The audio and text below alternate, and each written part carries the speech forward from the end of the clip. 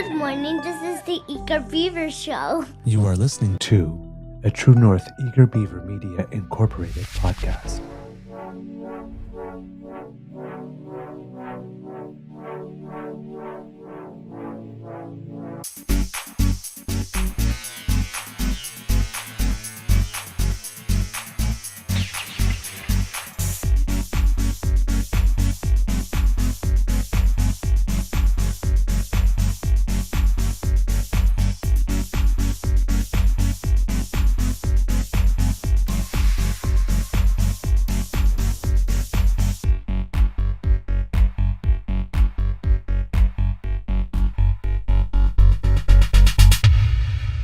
The True North Eager Beaver podcasts are proudly brought to you by our founding sponsors, the Miss V Mysteries from Corvid Moon Publishing, your source for science fiction, fantasy, and cozy mysteries featuring a broad diversity of characters.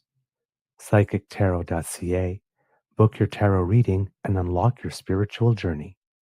And the Pepper Master, hot pepper sauces made from farm fresh ingredients to thrill your taste buds and expand your mind.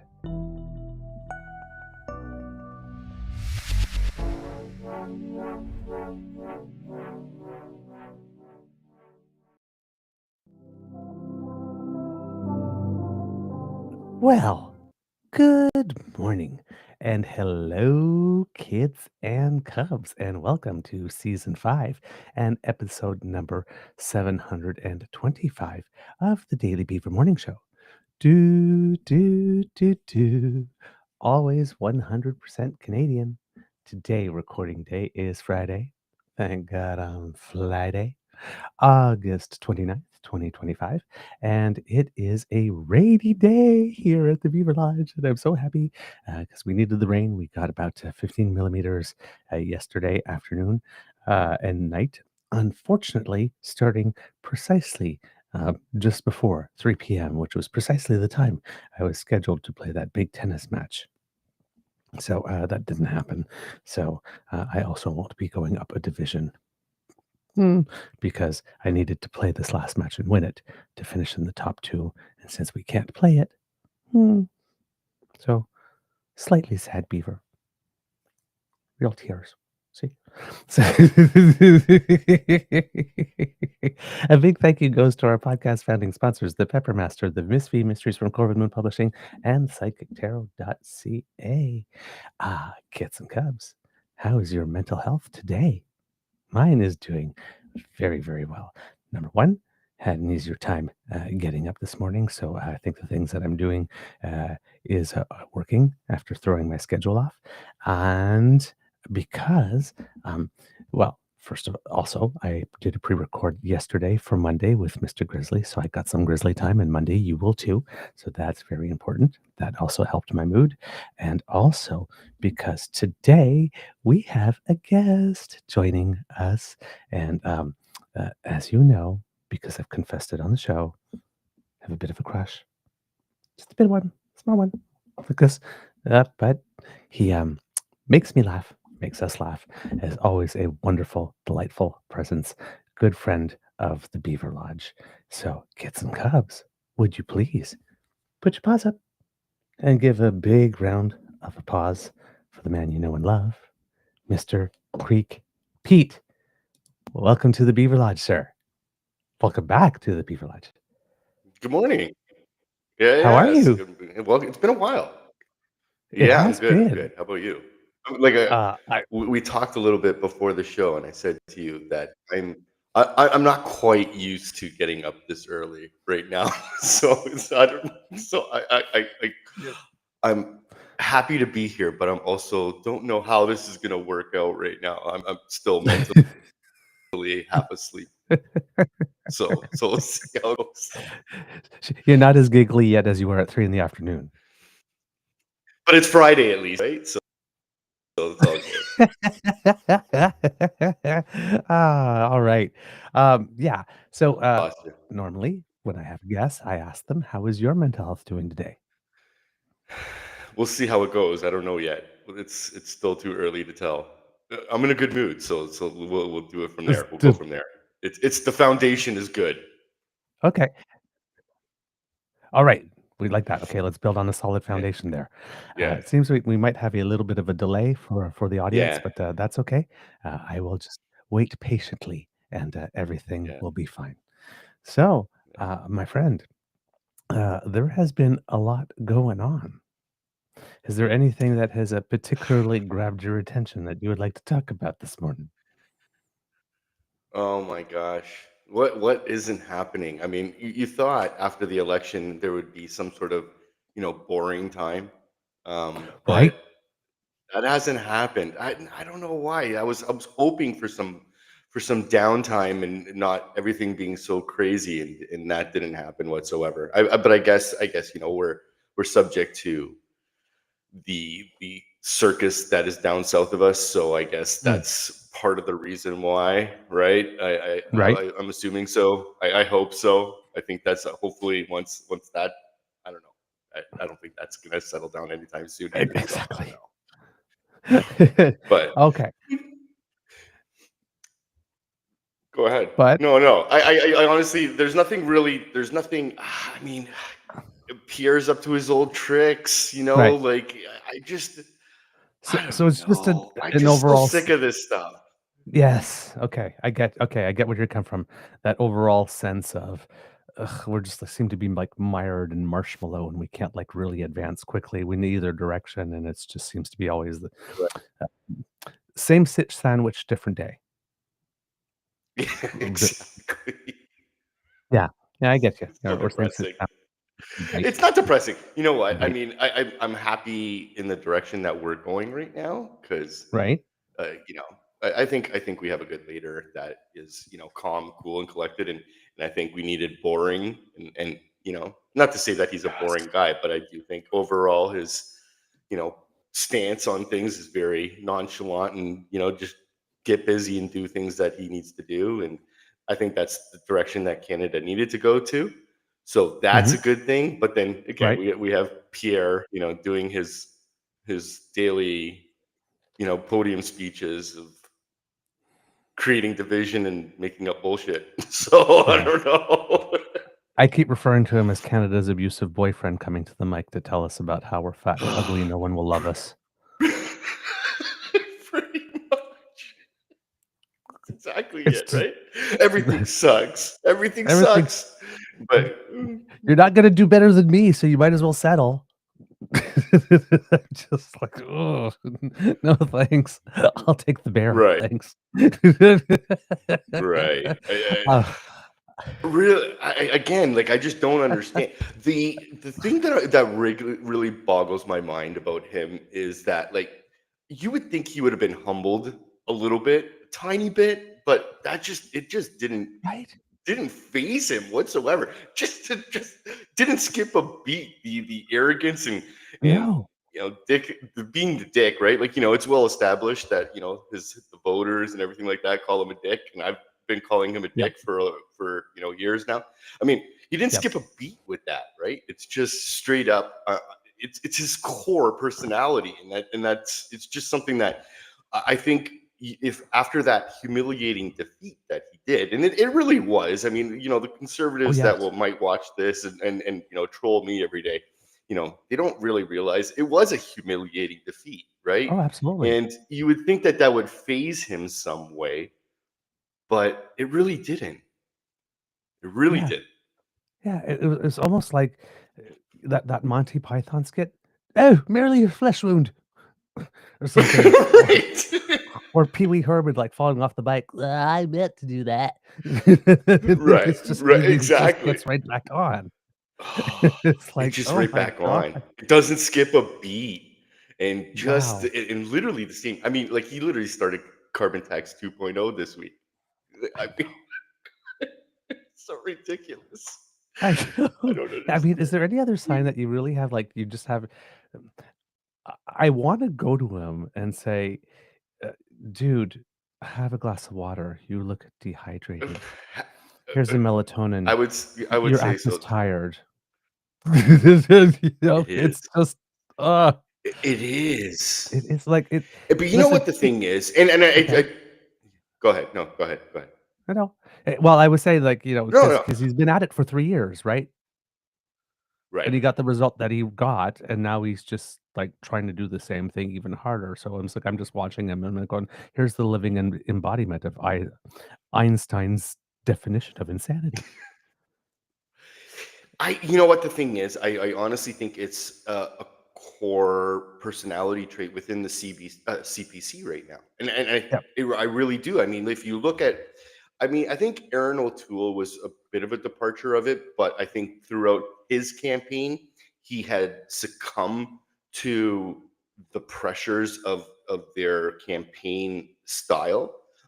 Because you see him now, and he's definitely a moderate, and he's not the same type of personality as the rest of the crew that they have, which is Mhm. probably why he got the boot there, right? But Right. I do think that Andrew Scheer and now Pierre Poilievre, and I do think the core of the CPC is this way, and I don't think that they realize that this is a major factor as to why they've been rejected for the last 4 elections here, and Hmm. I especially Pierre losing his after 20 years, that they would stop and take a good accounting of what is, why they're being rejected by Canadians, and then, try and pivot. But again, and that word pivot is all over the place. You're on Twitter as well too, and you read the articles, and everybody's, oh, but he's got to pivot here, he's got to pivot. He cannot do it. You It's cannot. his core character. This is who he is. And they're just Right. not going to be able to change that. But I mean, he Yeah. got his No, seat, I right? hear. He had to get his mulligan election, so he got it. He got what he wanted. He's still, the leader of the opposition. So Mhm. I think the Yeah. I think the House, I think the House of Commons will be interesting because I don't know. Like I think Carney has I think he's like me, like a sarcastic wit that he has that he will be able to play on, like once Pierre goes on his riffs about whatever his next slogan's going to be. I really do think that Carney has the ability to like mock it to his face in a political and savvy way that I think will be interesting. Yeah. I'm looking forward to that too, particularly when the house comes back on the 15th, because we know that Pierre is there for the backdrop to get the clips.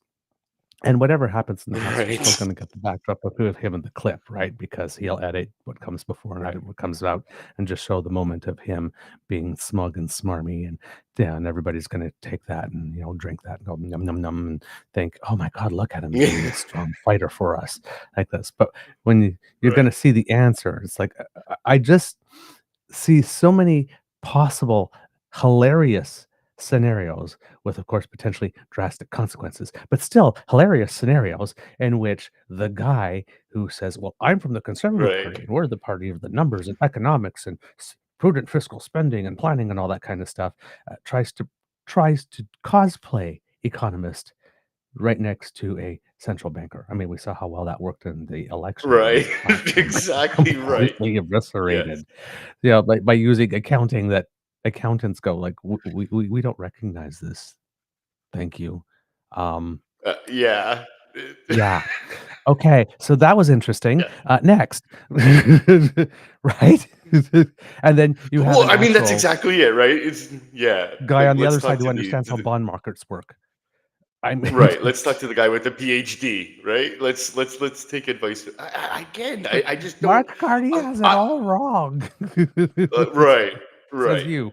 I don't. I don't get it. I truly don't understand. I mean, this is it, Carney is an expert.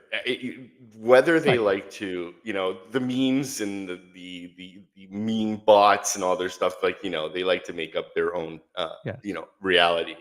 But the guy People is like chose a him. genuine economist, right? Right. And I Pierre just doesn't have the experience on anything. So I'm interested to see. See, they had Trudeau, right? Because Trudeau's the teacher, right? And that Right. goes with the the conservative tropes, right? Like, he Right. was a drama teacher and blah blah blah, and they had that, that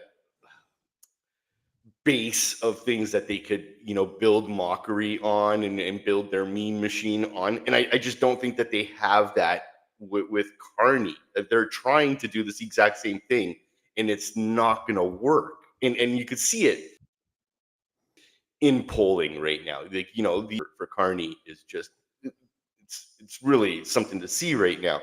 And Yeah. and that honeymoon phase would have already passed by now, right? So again, we'll Right. see how the meme machine does when he's back in the House of Commons and spewing the exact same things. Like, it's going to be a rerun, and I don't know if Canadians are going to accept it at that point. By the way, I Yeah. just think that Canadians are over it. I think that whole shtick.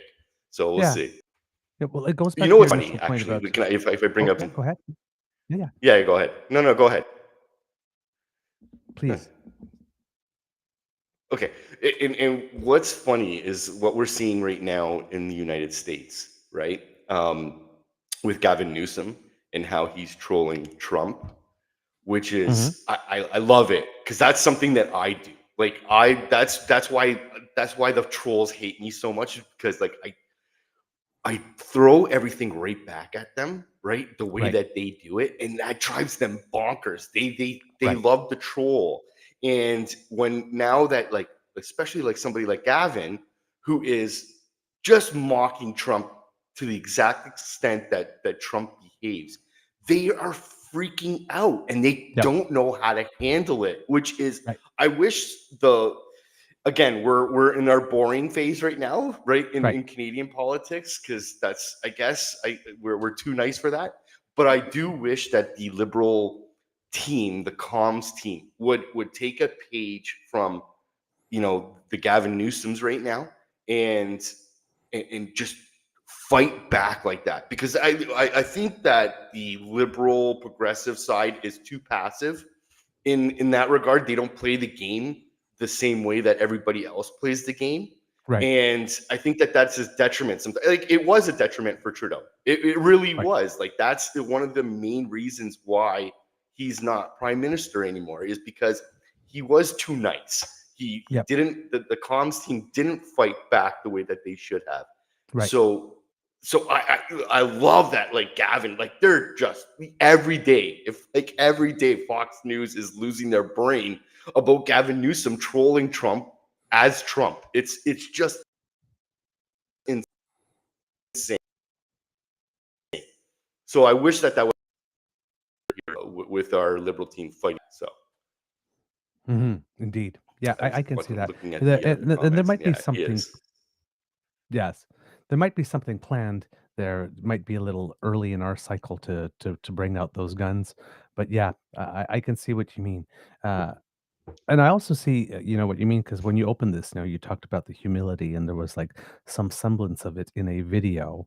But if you're making a video, you're engaging in your next vanity project, of course, where he promised that he Right. would change and all that kind of stuff, and then we kept waiting for it, and it just didn't. Oh no, that was like that was Never 10 happened. nanoseconds Yeah. ago. That's what I needed to say then to get through that moment. And things are different now.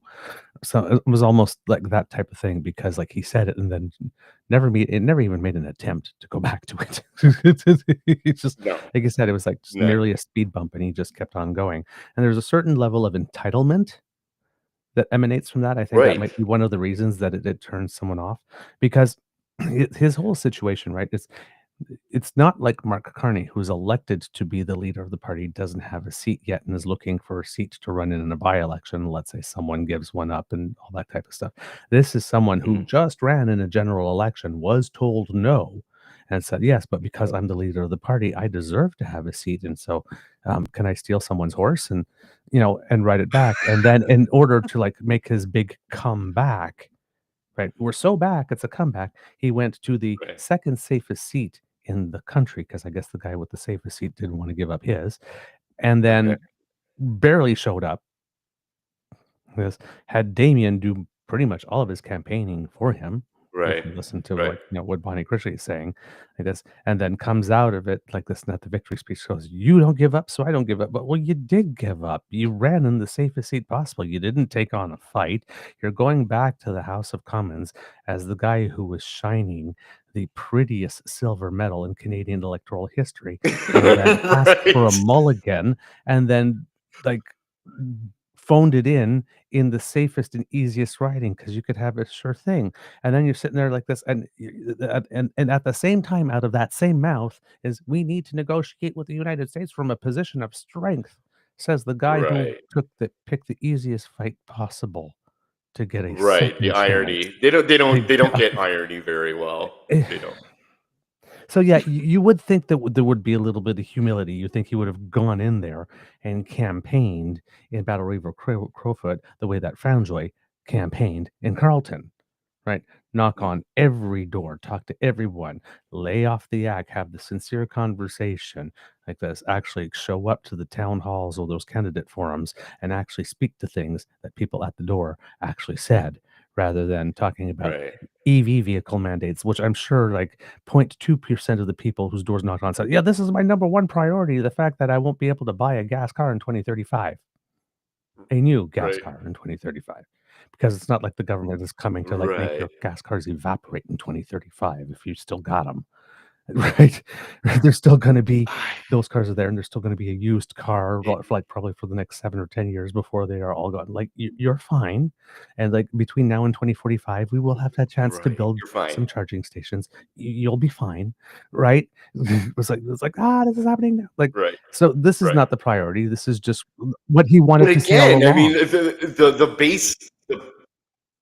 Right. But the base loves those issues, right? Like again, I don't know anymore. This world is so messed up. Like you don't know when you're online at this point, you don't know if you're talking to a real person anymore, right? Right, Because there's so many times where you're trying to converse with somebody or there is a conversation going and it's just repeating of talking points yep, verbatim and I don't know like I and AI is so good at this point now especially when it comes to bots like I don't know if I'm talking to real right. people anymore so but the way that they repeat like those kind of talking points verbatim like well, we don't have the infrastructure to do it. Okay, so we build it. We're in That's the point, right? We're in a Like, I don't whole build understand. Canada strong phase right now, if you haven't noticed. We don't have it? Sure, okay, we'll build it. Right, Add it to the list of right. projects of national importance. Let's go. I got into a debate on TikTok on a TikTok live one time, and a guy was saying, oh, solar is crap because after so many years you have to replace the panels, and I'm like, Yeah. and so what? What's your point? Like, do you think that they're using the original drill bits in Alberta for when they're drilling for oil? Like, of course, Every few years, you need to replace your infrastructure changes and yeah. equipment Every changes, f right? It was just again like sometimes the logic is just not there, and I just they don't don't understand. it's because everything functions in a vacuum. Right? We're only going to look at solar panels, Right, and we're only going to look at the fact that how long solar panels last, and we're only going to look at what the cost of replacing those are based on what we know now, because things never change in the future. right, Everything is constant, right? And because there will be no technological developments, or nobody will be able to produce them on a bigger scale or find a cheaper source of anything, right? Everything's just going to stay as it is now, and everything's going to be terrible right. No, like this. no, And then never. they don't take that information and put Right, it in the real world. It's like, okay, yeah, well, if you're heating with solar, you're gonna have to replace those panels. Yeah, but you're gonna have to replace your furnace at some point too. It's exactly, exactly. Like that was the exact argument that I made with the guy because I previously in that conversation I bought a new stove like the week before, and I bought a gas stove, and I'm like, well, I just bought a new stove, so you're by your own logic, I should never have to buy another stove ever again, or I shouldn't have had to buy this one because we already had one. who Like, approved and then those they're damn like, gas stoves? Ugh, they oh, didn't last oh forever. yeah, right. Right, exactly. Um, But uh, yeah, that's what I mean. It's but that's but the yeah, thing, I right? mean, And this it's the whole week same is thing is for so the funny. economic data and all Just that kind of watching stuff, right? again. I don't think right, Sorry. and that's it. You know Yeah. what's funny? And another one because I'm online with notifications, and I get what's funny was last month's economic data and jobs and stuff like that, and they jumped all over that, right? Right. Bot, every single blue check influencer that we both know, they're all repeating the exact same thing. And I was like asking some of them, I'm like, so but the month before we far exceeded the job numbers, and you guys didn't say a word about that yet, completely ignored that, right? And I'm wondering why you ignored that. And it just moves on, right? Like they have a script. And a lot of these people, I think, like there has to be a network, an interconnected network, because these guys that are coming out with the exact same immediately. Like there is, there's off the top of my head, there's 5 of these blue check influencers, the big ones, and they all come out with the exact same message right away, and then it spreads among the minions, right? But it's right away, and I think that there's got to be some coordination here, because there's no way that this is messaging, because they're saying the exact same thing at the exact same time, and that's something that I think that the government really should be thinking about, because it does work. It really does work, because they have the bot networks that, whether they have it does, right? And unfortunately, like we're seeing it play out here. We saw it play out here, and we're seeing it how it's playing out in the United States as well too. So there has to be. I wish that there was some sort of. I hope that that's on the radar for the government. Really, honestly, that they start to crack down on that. That somehow that they put some sort of legislation in to combat this thing in some way. I don't know how they're going to do it. I'm not an expert when it would come to that kind of legislation, but I really do hope that that's something that's on their radar that they can look out for, because it did, like it blew Trudeau up. It really did. Oh yeah, yeah. I would agree with you there. But and you are right. That type of messaging is coordinated. I mean, if I'm a comms person, if I wanted to do that type of operation, you can bet that by 5 a.m. in the morning, here's what we're talking about today. Here are your basic lines. Here are your messages, and then there would be a whole cheat sheet of other messages for any other issues of the day that was there. It's like if somebody tries to bring on this example, then or divert the attended conversation to this place, here's the line that you use then, or something. You'd have your standard go-to ones like this, and then your issues of the day that would come up like this. And you'd put it into your 5 to 15 major influencers or biggest ones like this, and then have them spread it out. And once Brian Lilly and Goldstein and all of them see them, then they know what to take and write their next editorial about, and then that goes, and then the influencers pick it up and say, oh my God, somebody destroyed him with this thing, and then that goes up, or because they always have it destroyed in large capital letters and like this, and then you watch it and you go like, that wasn't destroyed. That was just he just like literally stated what the law was. Right. Okay. I mean, it was a correction, and it's embarrassing that the person who apparently is making the law gets the long run, but somebody come around and says, no, that's not what the law says, isn't destroying someone, right? Oh my God, and it is the typical, it's click, right? So, and it is the typical tactic. It is a typical tactic, because again, like, and my problem is I do fight on Twitter. Like I do go back and forth, and like I say, that's why I don't know a lot of the times if I'm talking with the bots, but I do go back and forth with them, and it's one of those things is where that imaginary victory that they always proclaim that they got, no matter what. It's the stupidest comment. Oh, I won, you lose, right? And it's just like, what are you talking about? I just don't understand it sometimes. I always have to laugh. And that's why I do that. Like I go back at them. Like I go back hard. Like I'm such a jerk on Twitter. I am. I admit it. I fully admit it. Because I just I love fighting back with them at the same temperament that they have. And they can't handle it. They get so angry when you treat them the way that they treat others. It's so funny. Because like I'm not that person. I'm not that person in real life. Like that's not who I am. But on Twitter, like I'm a dick. I am. Like I'm a total dick, because if you come at me with some sort of slur or whatever it is, I come back at you just as hard, if not harder. Like I have no patience for you. I go for the jugular, and they don't get it. They don't understand that I'm treating them the way that they're treating everybody else, right? So it's funny to watch. But again, I'm probably fighting with some Russian dude in in Russia with 50 other people at the same time. So I don't know. Who knows? Whatever. It's fun sometimes. Oh man. So that by-election, right? There was a lot of stuff that was going on with Pierre like this, but we also saw Bonnie Critchley, and there was a bit. Right. It got a lot more attention than it should have by the opposition that she put in but also by the fact that it was like the first time, based on our conversations with a few candidates, that they actually had that much choice in there, because generally Right. there's the conservative one, and then there's a couple of like filler sort of candidates that show up, and then nothing much. But this time they Right. even among the conservative side, there were 3 or 4 or 5 different views that people could go to. Now 80% still went to Pierre in that rating, or to the Conservative Party. I But think what that did you think about there the is way? some rational. Yeah, No, sorry. I keep going with that. interrupted you.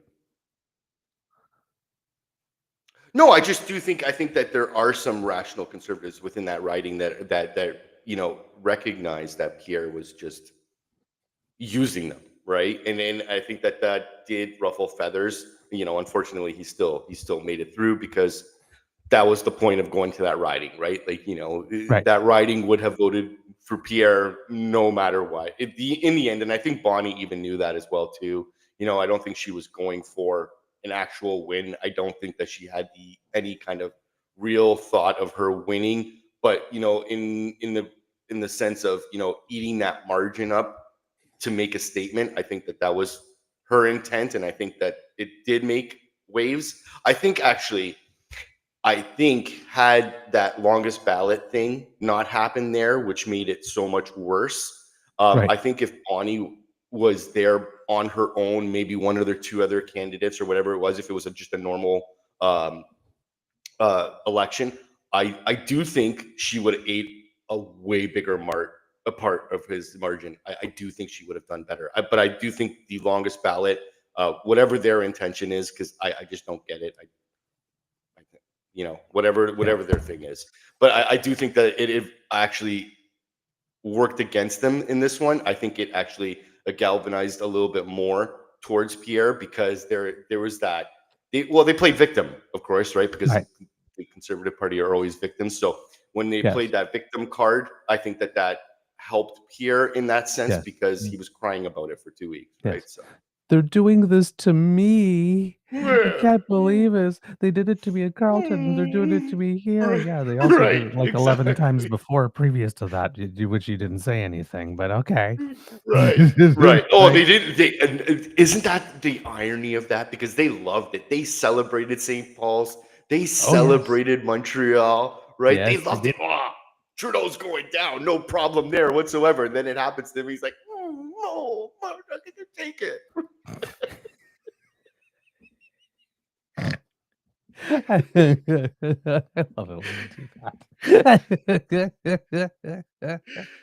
All right. But it's true. That's the way it was. The victim, I the never-ending victim mentality of conservatives. Like I say, when they dish it and dish it and dish it, and then they get the small little back, and they're like, the meltdown begins.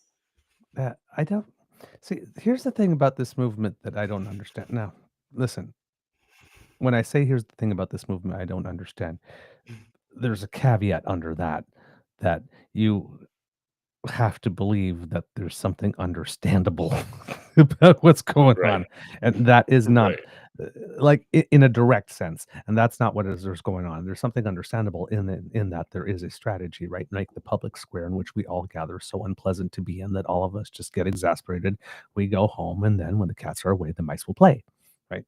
That's the Right. whole point there, to get us to check out. And if we check out, and if we don't follow, we don't vote, then only they vote, and then they get to live in the world that they fabricated up here and try to make it real, right? And it's like, Right. and then unfortunately, the rest of us have to try to live in that world that they're trying to fabricate for us, focus, and it's just it's not a good world. So Right. I mean, and everything is geared to that, and it's never let anything whatsoever distract you from the primary objective is to try to establish that world. So logic does not matter. Right. Facts do not matter. Your appeals to emotion based on compassion or empathy, or being a good community member, or all those values that we're allegedly raised with. Because none of that matter. It's Right. win every single moment, win every single nanosecond. Doesn't matter if what you say to win this nanosecond is complete opposite of what you have to say to win the next nanosecond. Don't care what you look like. You have to be completely shameless. You don't have to care about how stupid you look as you're saying things, because if people bring something up that you said 3 weeks ago that completely contradicts what you're saying now, that never Right. happened. You got it all wrong. Can't you take a joke? All those things, right? It's just this big blob of, and by now we've seen this game that we know what's coming, right? Right. You can actually write something like this. Um, we control them like they troll us, in the sense that we Right. can write something like this that we know for sure is bait. I mean, you just post "I love Taylor Right. Swift" and watch what's going to happen, right? Right. But like this, and Right. you want engagement? Like this, Taylor Swift is the Right. most genius artist that's ever lived in history. And then watch it all come out. You'll get Yes. engagement. Trust me. Right? Oh Like yeah. this. And they do it too, right? They write something like this, and then they try to like find a way to add the words Taylor Swift into it, so that they can get, whether she has anything to do with it or not, so that they can get the engagement. They'll find Right. someone like you and me, like this, who, like, we don't have millions of followers, but we have a Right. small amount of followers. And I look at them and it's Mhm. like, okay, me with my like 4,300 or whatever, all that, Yeah. those multitudes that I come with, like this, and then I look at them and it's like, oh, You know you've what got though? You know what's funny 212. is Right? So they're like, you "Okay, know I've got more followers than you, so now you're coming on my page and you're trying to stunt to try to engage in a mindless fight with me so that all your followers can see that, and then my followers can see like this, and maybe they decide to hate follow you, whatnot, and you boost your numbers." It's like, "No, sorry, dude, I'm working really hard on my corner here when I'm hiking up my skirt and trying to get people to, like, follow right. me." It's like, I don't need you riding on my coattails and dragging me down. That's gonna be an instant block for you. But it's like, I say, like, it's Right. like, the only Right. reason you're attacking me is because I got more followers than you. Right? So, You know what's but funny? but I've gotten and into that's why they arguments include those with names, right? They drop those names for the yeah. same reason. Yeah. Yeah. You know what's Sorry. funny? There's some accounts that are on Twitter that I've gotten into engagements back and forth with that have like a huge amount of followers. Mhm. 20,000, so on and so forth. Yep. And what's funny is that I will get more engagement with my posts than they will. So what that tells Right. me is a lot of their followers inflated with bots because they don't get the engagement despite having doesn't make sense, right? So, Right. and again, that comes Right. down to the whole thing where we are being manipulated by the powers that be that own these apps. We really are. If you're not seeing that, I mean, and I don't mean you specifically, but I mean the Right. general public. They are absolutely framing and controlling the message on TikTok. Um, anytime I make a video about Donald Trump, it gets shadow banned. 100%. You can see it in my views. So like I'll have, and I'm not like a massive, account on TikTok either. I have a fairly decent following. Um, and on average, I'll say I get, anywhere between 8 to 10,000 views on a video. Okay. If I talk about Trump, it's barely 1,000 views, barely, Hmm. because they 100% suppress it. It is, you can see it. It's not something. It's not a conspiracy. It's like, and I've had other huge creators tell me the exact same thing too. Like even some friends from the United States where they say they can't talk about this stuff anymore because their message is 100% being suppressed. Hmm. And Huh. it's because the powers own it. It really is. It's not a conspiracy. I don't want to come across as a conspiracy theorist, but Yeah. when you're looking at the numbers, right, you can see that there is something that's actually happening there. Yeah. I mean, if that's the case, like, we might have been experiencing a little bit of it too, because over the last few weeks, we've done 2 episodes that specifically talk about Pierre, I think. Um, Mm. and they did significantly better than the episode that we did about Trump's meeting with Putin. Yes, and with Right. the one with Trump meetings with Putin, we even had like a snazzy title, "Disaster in Alaska." I guess we thought, okay, that will get like some people clicking, and it didn't happen like at all. Like Right. it's like Right. it didn't even break our average views for a show. Right. Like this. And then yesterday I did one just like this. I don't know what to tell this thing. Just call it data dump. So like before it's like more than twice the view. It's like really like this the title data Eh, dump gets twice as many viewers as disaster in Right. Alaska when everybody's been talking about Right. Alaska and the data that I'm about Right. to talk about. Like I haven't even specified what data I'm going to talk about. Really? Yeah. And So you could see it, like, you honestly, got to it's wonder. not something it's yeah, you have to wonder. Like, when, when it's, well, once is a, twice is a coincidence, three times, oh, something. Yeah. But when it's a continuous thing, like, there's something that needs to be looked at there because you could tell. And again, these blue check influencers that Pierre was calling, after the election Yes. loss, that he's thanking them for Yes. their support. These guys, again, these are guys that have huge following. And I mean, there's a couple of accounts that just started up and you blink an eye and all of a sudden they have 30,000 followers. And that's just not the way social media works. We know it. We both know it. It takes a long time to organically build a following base where it's a legitimate following. And all of a sudden You're these telling me, guys, man. like, within a matter of weeks, have tens of thousands of followers. It's just not real. It's not legitimate in my view. I well, that's what I was like, we haven't done a daily show every day since we started, right? We started as once a week, but it's been a while now that we're doing 5 days a week. Like Right. in the since we started doing 5 days a week, we've missed one episode Right. because tech gods just were not having it that Okay. day.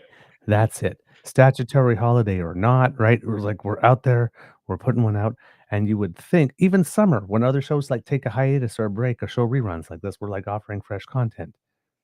Right? Right. It's like, and we're like what 4 years and like 3 months or something now. It's like Hmm. so you just popped up. You've been at it like for 15 minutes, and you got more followers than we picked up in 4 years. Really? By putting out content every single damn day? Really? Yeah. Okay. Yeah.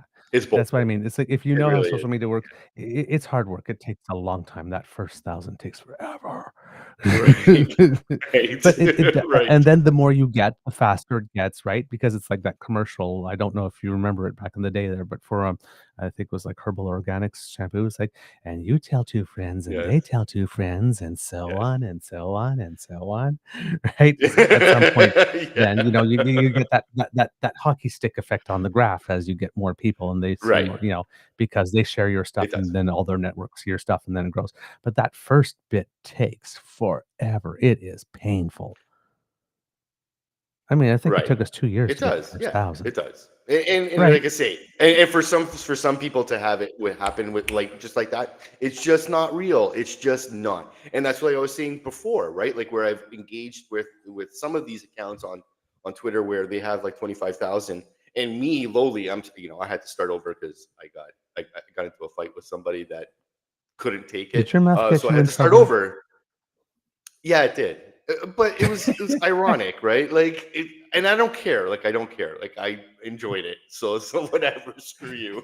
It was worth Screw it. you to the person that reported me. The funny thing was is that the person was harassing me, like, legitimately harassing me on my post on my thread, and, like, they reported me for harassment, and Twitter, like, took away my account. And I'm like, what are you talking? Can you look? Like, what are you looking at here, right? Yeah. But anyway, so, but again, it's one of those things where those huge accounts, and again, now I only have 1,000 followers on my account. Way more engagement with a single post than some of these accounts that have 50, go look through their timelines and you see like 1, 2, 3, and you have Right. 50,000 followers. You have 50,000 followers and you're only getting 2, maybe 20 likes on a post. That's not mathing, right? So something is wrong Right. there. So those numbers Right. are inflated, which again, so you have that huge number and you don't have any actual followers. You have zero engagement with your posts, and that is like, so you're all about the number and not about actually the engagement in the process. It's so weird. Yeah, indeed. All right. As you were talking about earlier as well, given what's been happening over the summer, we've been seeing Prime Minister Mark Carney do his thing. We've been seeing the team of ministers go fanning out, going to different places, particular different industries, but a lot of engagement with different countries. The summer has been probably more about foreign Right. affairs in certain ways that will impact domestic affairs than directly dealing with domestic issues. There hasn't been that much on crime. There hasn't been that much on housing. There hasn't been that much on affordability for everyday Canadians. Even the supports announced in the context of the tariffs have been more for industry and for retraining workers, but not actual supports for workers. There's been some talk about the government not really being too engaged with increasing signing additional pharmacare deals with other provinces than the ones who have already signed. Um, so we have two things, right? If we're talking about setting up Canada and reorienting Canada and changing our economy, the big promise that was kind of made, there's been a lot of activity on the things that remain that are irritants and that will remain an irritant so long as they are not addressed, and things we might not be paying as much attention to at the moment because we're doing the whole economic thing. And again, I understand that, right? That was the big promise, and a lot of these things you got to lay a lot of groundwork before some shovels can get into the ground. So, it's going to be heavy on that part. But what is your assessment so far? And what are certain moves that you've seen that you've particularly liked and said, you know what, hey, that's pretty smart? Oh no, you said it right. Like, I do think that we need to transition away narrative. I think with what's happening down there, that has to be the number one focus. We know Asia and so forth, to when 90, what is it, 80-70% of our entire aid goes to the United States. That's a problem, and we absolutely, that has to be the focus, because Trump is turning everything up on its heel, right? Hope that somebody rational is going to come in next there, where they're going to be a normal country. Just don't see that. Here's the other side of that as well too, because you did mention the pharmacare and so on and so forth. At some point, and that I talk about this a lot.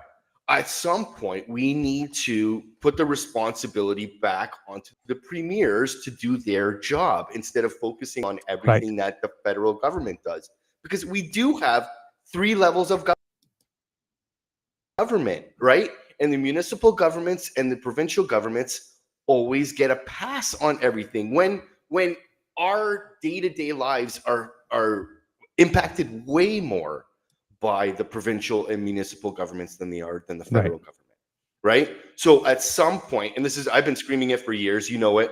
I wish the media would really at least look at Doug Ford. And we're both in on. The guy has a massive approval number right now, like per polling. Understand how he could possibly be polling is I understand, because both of the NDP and the Liberals are just flailing. They need new leadership. They need to re-energize both of their parties. However, with the state of what Doug Ford is doing and the massive screw ups that are happening within healthcare, education, infrastructure, and yet somehow, because the media doesn't focus on it, right? Media they were focusing on Trudeau, and now they're focusing on Pierre and Carney, and they don't focus on where we actually are impacted on our day-to-day lives. They get a free pass And it's something that drives me absolutely bonkers. Like, I don't see the intensity of stories coming out about, Ford's mishaps, or or any other of them. It's like there's a headline and then it disappears, right? So they talk about it, so they say, hey, we put this out there, but there's not that intense focus that there is on any other thing. Like with Trudeau, it was like, there was, if it was one story, you got beat down with that one story by multiple outlets, multiple hours a day, every day you would get beat down with that one story. Whereas, and now these premieres are just sliding under the radar because they don't get the focus that they should be getting on by the media, and it drives me bonkers. Yeah, I'm with you because we've been saying this on the program for a long time. We even tried to get a hashtag going, our premiers are the problem, right? But Yeah. with Doug Ford, I'm sitting there with you too, right? Like I'm sitting there and I'm watching everything and I'm thinking, my God, with all the stuff he has done, seriously, is there not enough out there to make some type of file or some type of strategy or campaign to just destroy this guy, right? You And would think so. I right, think it is. I could put a list together that would be like, why isn't the NDP saying this? Why isn't the yes, Liberals saying this, and this? right. Right? Like I could do it. I easily, but they don't Yeah, do it. I know, and I don't understand it. But the other thing that Doug Ford keeps doing like this, and when you add it to the fact that the opposition that is being presented, that we're being offered is just completely lackluster and uninspiring. But it's stuff like this. I'm gonna show you just a tiny, tiny little clip. Uh, and this is the stuff I think because it gets a lot of traction and lots of coverage that have people still somewhat in Doug Ford's camp a little bit. If there's a deal, another USMCA deal, which I don't think is going to happen for the next few months, but you never know with President Trump. He could pull the carpet out from underneath us in a heartbeat like he has before, or they get rid of their tariffs, and then we'll bring the booze back into the LCBO. And if they don't, then they aren't getting any booze on our shelves.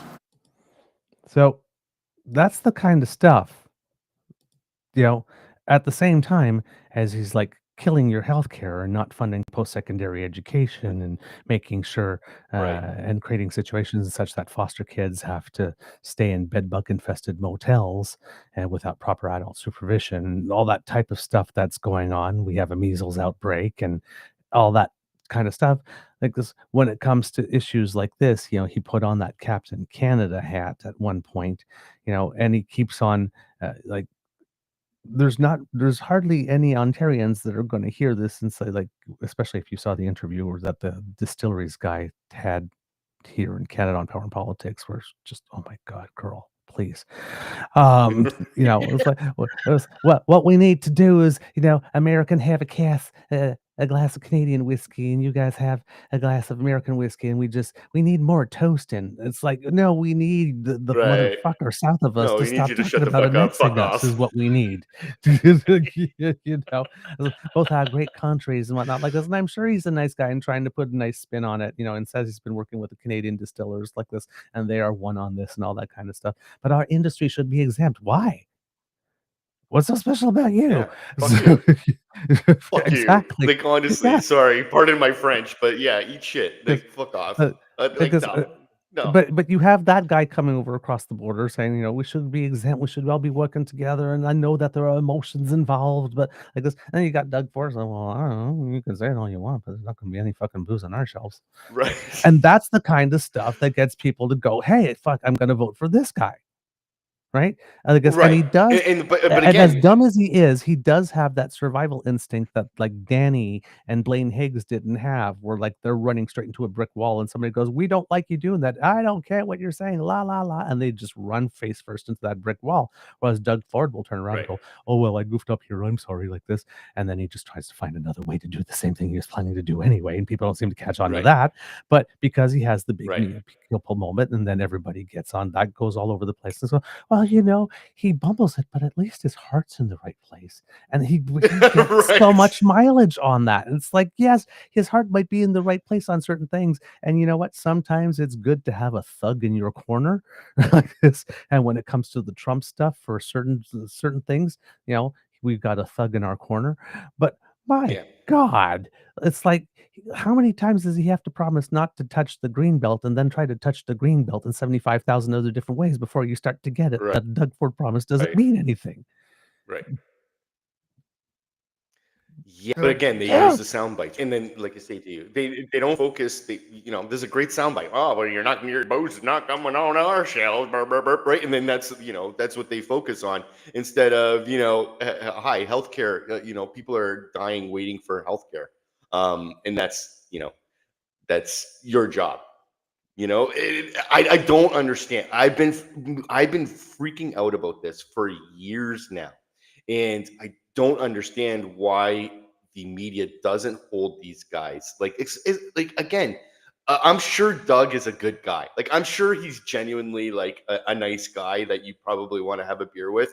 He does, have that personality where I think he's probably nice. But he's shit at his job, and I think at some point we need to you know, hold him accountable for his job, Right. right? I don't know. That's just me, but Because his report card. Like, nice kid. Sucks. yes, exactly. Not a Like, particular, okay, you're not good. You're a nice not guy. particularly studious, but nice kid. Cleans up after himself sometimes. Right, Right. right.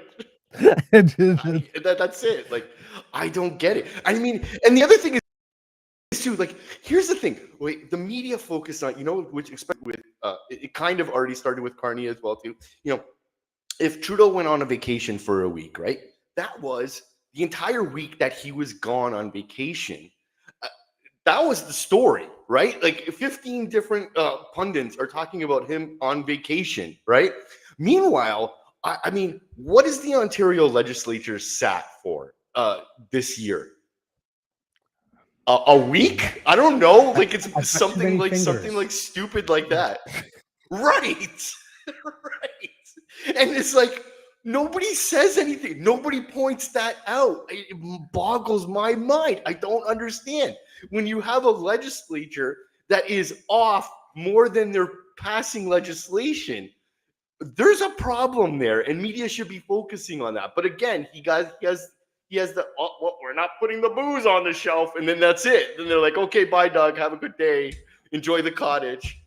Right. And here's the other one on that got me the other day was when Doug Ford says, I'm going to meet with Mark Carney and ask him to lower tariffs like this, and then complaining Trump style about the interest rates.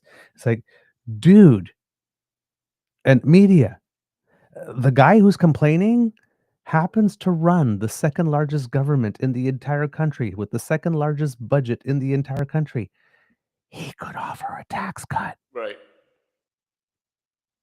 Right? It's like, Right. and guys, he's a provincial premier. He doesn't set monetary policy. Right. It's like, just say it. Basic civics. It's like Basic if you want a civics. tax Again, cut that's our so biggest bad, problem. give Yes. one. Don't ask Yeah. Carney to do it for you. You control a budget. Well, I You mean, run a government. How about here's the you be thing. the change you're Where- looking for? Here's the thing, like the federal government has actually been lowering our income taxes, and they've been lowering our taxes. Where's our tax increases coming from? From property taxes, right? Provincial taxes. All the stuff that we're getting increase in taxes are on the provincial level. And again, nobody's saying this. I don't understand why. It makes no sense. Okay. Another topic I want to get to you with, because kids are talking about it. As you know, we're going to have an NDP leadership race coming Right. along. And Yep. well, the NDP is in an interesting position at the moment in the polls, and also just with what's going on the political chessboard. They're kind of being squeezed out a little bit based on the narrative of the day. I had a feeling based on pronouncements and what I've been seeing going on Twitter that at least Heather McPherson and Avi Lewis, there's a couple of tweets from Avi Lewis that I've been seeing over the past couple of months. I'm going, oh God, he's so running based on them. And now there's some Right. buzz coming out. There's some news reports saying that those are the two names that are coming out so far as potential candidates. I'm not sure if there's any others. What do you think? I have some thoughts on what the NDP sort of needs to do or where it needs to go if we don't want to become a two-party system, which I really don't want to become a two-party system because I've seen other places and it doesn't really work out well for them. And it's not good for the public discourse also because you Okay. have one. I'm going to disagree with you there. Well, I don't like a two-party system because you have somebody go, it just reduces politics to you're a duty head. No, you're the duty head. No, you're the duty head. And there's no one that comes up in the middle and says they're both duty heads. Listen over here. Right. Right. So I Yeah. like it Yeah. because it just makes things too simple. It's just yes or no, and there's nobody that says, there's some gray in the middle. If you would like to talk about that. No, I Yeah. absolutely agree. Yeah. Here's my point of view is I would be okay with a two-party system for a temporary future, for the temporary foreseeable future. Just because the way that I think we're essentially a two-party system right now anyway. Yeah, well, Whether it's not right. official, but I do think we are. And so here's my thing. I think looking at and again, this is just my opinion. I know that I have a lot of friends that are supporters of the NDP, and they will definitely vehemently disagree with me on this, and that's fine. But I do think that despite what happened at the end of the Trudeau's term, I think the NDP and the Liberals worked well together in the previous Right. government to get some big stuff passed. However, as soon as shit hit the fan, you know what? Then it was just like, oh well, we don't need each other anymore, and then everything went to shit. So I'm okay with a two-party system right now until we can exile all the current status of conservatism, right? Like until we can get the Pierre Poilievre core base out of the Conservative Right. Party, I would be okay with the two-party system in that Gotcha, regard, yes. right? Because right now, as it stands, you know, the Liberals and the NDP kind of take from each other, and what happens is, you know, they split the vote, and a Conservative gets it. Like I'm living in a Conservative riding right now, simply because you know a small amount of people decided to vote for an NDP candidate that didn't even campaign a second, right? And those 5,000 votes got me a Conservative riding, right? So that annoys me right now. So that's the only thing that I would say. Let's get rid of this current iteration of conservatism that is essentially leading us towards fascism. Not maybe so much here, but definitely in the States. And you know, it's only a matter of time before that translates over into our country as well. So I would be okay with a two-party system in the foreseeable future. And I'm not saying, well, maybe here. How about this? How about in Ontario, specifically in Ontario? If we could get the Ontario Liberals and the NDP to actually work together instead of fighting each other and then having Doug Ford win, right? Like that's where I just wish that they would. When they worked together under Trudeau's government, they worked well. They got meaningful legislation passed. I wish they would do that come election time. Like let's work together and get the most amount of progressive seats that we possibly can without backstabbing each other. That would be my idea. I could see that. When I agree with you, when they were working together, things were working well. The way it fell apart was just kind of weird, and I'm not quite sure if there was any strategy into what Jagmeet Singh was doing when he did what he did. I Jagmeet, like again, Jagmeet's another one, right? Like Jagmeet's a real. I like the guy as a person. I genuinely think that he's a good guy, and I would love to have a night out and have a beer with him. I think that that would be fantastic. As a politician, I did not like him at all. I felt like he was an opportunist, and that really came out when Trudeau was shown the door. That part really irritated me. And again, you see my videos. I've been calling him out for years as well too for that reason is too, for blurring the same kind of lines that the conservatives do, and that really irritated me because he's smarter Yes. than that and he knows it, but he played the politics, and that's what Yeah. annoyed me. The thing that bothered me was, once the measures were done, was the sheer inability to take credit whatsoever, right? And it's like, we did Right. this alone, and oh my God, we had to work so hard to get them to agree. They didn't want to do it, but we forced them, we made them, we did it like this. And Right. it's like none of that happened, right? There was no parade of liberal ministers running to the cameras every day saying, well, the NDP wants to do this, and they made this a condition of our supply agreement, but my God, they're just pushing too hard. Like, this is one bridge too far. We can't do this. We can't. There was never any of that whatsoever like this. And so they were coming up and saying Right. like this, they don't want to do it. We have to make them. It's like, look, nobody's opposing. We're not hearing any opposition, like anywhere Right. within the ranks. It Right. might be taking a little time or whatnot, but it's like nobody's saying no. Nobody's coming up to the mic saying we've given up on this. Nobody's saying, no, that was a stupid idea. We don't know why we agreed to that ever in the first place. Like, none of this happened.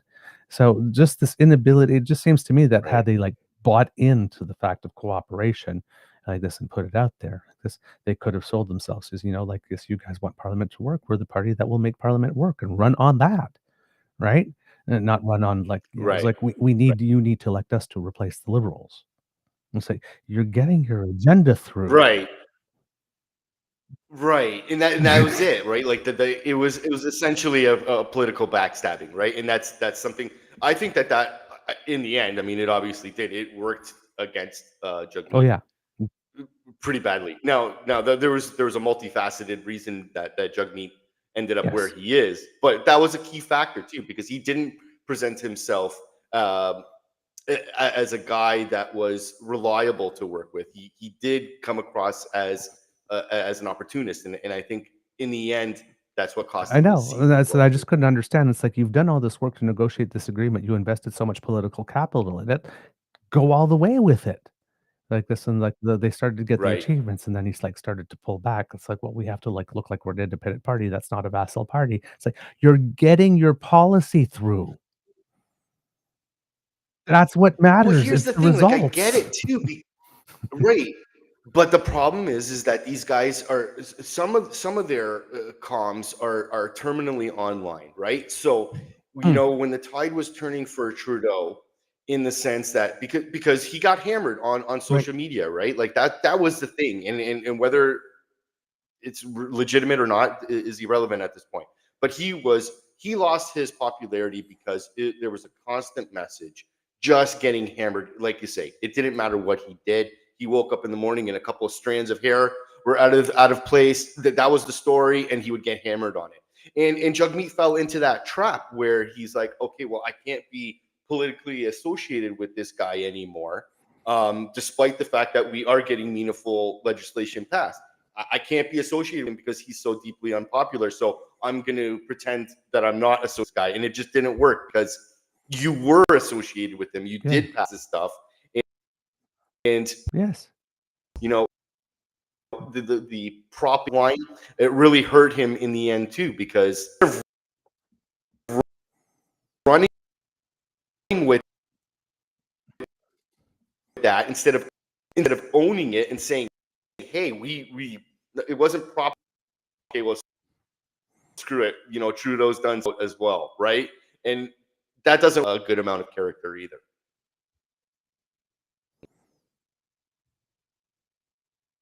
Mm. Yeah. I kind Unfortunately, with this, the of delays get. is chopping up what you're saying, unfortunately. So we're not able to catch all of it, but I think I Yeah, got I the know. overall gist of that over there. What I'm looking for when it Mhm. comes to the leadership race, my main fear from the NDP is that um, the NDP is always notable for two issues, traditionally at least. The focus on working Canadians on the whole union aspect, which, there's some shifts going on with the Conservative Party because they seem to be wanting to get that particular demographic. And then all the things that get mocked as social justice warrior issues. Yeah. Which are very, very important when we're talking about rights, but typically don't affect a mainstream of the Canadian population, or things that don't necessarily put food on their table. So, for example, the trans rights issue, which I'm very supportive of, obviously as being a member of the rainbow community, it's like, and I want to see things done right. I'm also a realist, and like there's no votes in that. Right? It affects so few people. It's not a voting issue. It's not somebody will turn around at the end of the day and said, "Well, the economy sucks, but they did right about by trans people, so I'm going to vote for them." The votes don't swing that way, right? On the issue of Palestine, what's going on there? If that becomes some type of litmus test that you have to pass this litmus test, this purity test on this issue before you can speak to any other issues that affect Canadians in their daily life, before you can talk about their work hours and affordability and grocery prices and farmer care and all that kind of stuff. Um, that might be a barrier for a lot of people. There's a lot of people who don't like what's going on over there, but would still like for their political parties to put their issues first and for them to speak to those. There's the whole section on affordability. Um, we know that grocers are not going to lower prices if it's a voluntary thing that they get together. Uh, we know that there's probably no appetite for nationalizing grocery stores. So it's probably a waste of time campaigning on your ability to reduce grocery prices. To be totally honest, you probably have to campaign on something else, like increasing supports for people so that they can afford more expensive groceries, because you're probably not going to be working on the price point, right? So the NDP, I keep on finding, like, is either focusing, if there's a supply or demand issue, they're focusing on supply when they should be focusing on demand, or vice versa. They're focusing on issues that are very emotionally engaging, such as Gaza and Palestine, but are probably not the number one issue of the majority of Canadians like this. And they focus on a lot of social justice issues, which again are very important. But if people are wondering if they're going to have a job, if they're going to be able to pay rent, those are not their primary concerns. So I'm, and I find that if an NDP is going to be successful, it needs to get back to those basic core fundamental messages that will speak to vast numbers of people. And unfortunately, though the other issues are important, uh, and they need to have them in their platform, they might not be at an advantage to be talking about them and drawing a lot of attention to them. What are your thoughts? Okay, so I lost you. I lost connection there for a few minutes. So you went on to a big thing, but I finally Oh, reconnected. But I did catch the end of it. But you're right. I caught the end. I got the gist of what you said. I don't think, with the state of the world right now, I don't think social issues are front and center the way that they should be. I think everyone's looking at the global fallout of Russia and Trump and everything like that. And I think everyone is more focused on that rather than those issues. I don't know what the answer is, truthfully, because I don't know how the NDP plays into that, because I don't think that they have anyone that can sit on the world stage that would make an impact. I don't know. Like, I don't know. I'm not an NDP supporter, so I don't know if they have a bench um, that would be able to step up in this regard in today's world, because of how focus is on geopolitics rather than internal politics. So I don't know. Like, again, you think the NDP is more of an internal politics party, like, they are the supposed worker party, and focused on right. more internal issues. And I don't know how they transition that to the federal side. I truly don't. I don't know. I'm just not an expert with the NDP. I don't know enough of their core base, or their core candidates that would be able to step up. I don't see anybody that would step up to be the Carney, or have the personality to step up to Polyev. Like, I think Jagmeet was the best in that regard. at the time, and it didn't work Right. out for him in that way. So I don't know. I really truly don't know. Okay. Okay. Yeah, because I'm not. Sorry. No, but that's okay because I'm not seeing a path unless they start engaging into some economic populism from the left. That there's and focus Right. strictly on that. I don't see where there's any room on the political chessboard at the moment for them to occupy more space. At the moment, and that's it specifically. Like until the world settles down a little bit, then we can focus more on the internal Canada and working on that. But I don't think that that's going to be the focus of anybody right now because there's always something happening. Like Trump is stealing the oxygen out of anything outside of anything else, and Russia. Like those are the focuses, and then everything branches off of that. So it's a vacuum right now where geopolitics is the center rather than internal. That's a good way to put it, actually. That's a really good way to put it. Okay. Um, Another issue I wanted your opinion on. It went by rather quickly because it could have been more prolonged, but was that the potential strike from the flight attendants from Air Canada. Right. It seemed I was that away. I was on vacation at the time too. So Ooh, okay. Uh, yeah. it seems that most Canadians weren't aware that they weren't being paid for pre-boarding and post-flight activities, and that Right. caught the attention of a lot of people. Um, and then we had Air Canada tried to do the usual thing that the employer does in this situation, was to try to lead a PR campaign to vilify the workers, which really didn't work because initial polling was showing that 84% of Canadians just couldn't understand how they could expect people to work for no pay. And it's like, this is just not going to happen. And they're not going to win that war. Now, the federal government did call in the CIRB, the Canada Industrial Relations Board, to order a back to work thing. Yeah.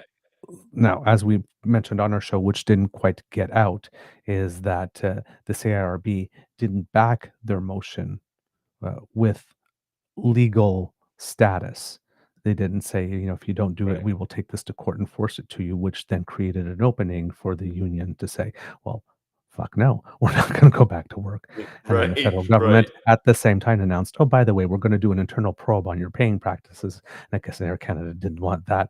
I'm sure it's still happening anyway, but didn't want that to be the public focus anymore. So all of a sudden, they both found themselves at a negotiating table. And well, look at that, this deal that we weren't able to get negotiated for well over a year. We just happen to have one. Let's Right. imagine how the Right. threat of a probe and a back to work order that doesn't strategically, for some reason, have the legal thing behind it, allowing the union to defy. And well, we certainly don't want other unions to get that idea now, do we? Can sort of Right. Right. focus the employer's mind. So at first, when I Well, saw and that's the it, right? order, And it I was worked. freaking out like Yeah. this. And then I heard those two little tiny other little details that didn't get a lot of press. And I said, well, isn't that fucking clever? Right. Right? Right. But that's understanding how a system works and pulling a lever here and pulling a Again, lever there and yeah. pulling Yeah. and like this and just setting up 3 dominoes and just pressing the first one. Okay, now let's see how they dance once you do that, which I think is very, very smart. Right. But the main Right. narrative was those big bad Very. liberals going to Yeah. the CIRB and focusing. And the NDP didn't really jump on it all that much, which was Yeah. really interesting either. I mean, they did, but not as much again, like because that's an issue that was just like made for them. Like when Jagmeet Singh was looking for a way out of that agreement, when they ordered people back to work back then around Christmas time, that Right. was the one he should have jumped on and says, like, "Listen, we can't abide by this. Yeah. We're leaving the agreement." But he didn't do that then. And then when he said, "Well, we just don't believe in it anymore," or like this, the liberals never follow through. We're like, it's like, oh, come on, dude. Right? Like at least had he gone Right. on like the back to Again, work but see, thing, it was a traditional NDP issue. yeah, but it's a catch-22 for the government, right? So Right. here's the deal. Like, overall was very much on the side of the flight attendants, right? Because why should they not get paid for when they're at work, right? Absolutely, everyone agrees with that. However, we are also genuinely selfish society, and as soon as that would affect, somebody who's on a plane. That sympathy goes right out the window, right? So it doesn't matter how the government reacts to this. It's somebody off. It doesn't matter, right? So I understand, like, what I sympathize with the flight attendants, and I absolutely want them to get what they deserve. I also understand that the government has a responsibility to kind of step in here and not create absolute chaos in the middle of the summer when everybody's taking vacations and Right. stuck abroad and all that kind of stuff, right? Like how do you navigate that? And I think they did it perfectly. Whether they got that backlash or not, it ended up working. It ended up forcing the two parties to come to a tentative agreement, right? Like it literally did. So what they did works. So I can't begrudge the government something that they absolutely had to get involved with regardless. Hmm. Yep.